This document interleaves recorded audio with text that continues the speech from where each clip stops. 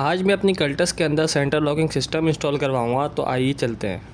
तो ये है डे 4 और व्लॉग है 5। तो सबसे पहले हम लोग आ गए हैं वाटर पंप, और यहाँ पर मैं आपको चेक करा रहा हूँ कि ये किस तरीके से मैनुअली यूज़ होता है। तो मैंने गन परचेज़ कर ली है, जिससे ये मैनुअल की जगह अब ये खुद ब खुद ही मशीन के थ्रू ऑपरेट होगा मेरा सेंटर लॉकिंग सिस्टम। साथ ही मैंने रिमोट भी परचेज़ कर लिया है, ताकि मैं जब भी बटन ऑन ऑफ करूँ तो मेरे चारों डोर अनलॉक और लॉक हो जाए एक साथ।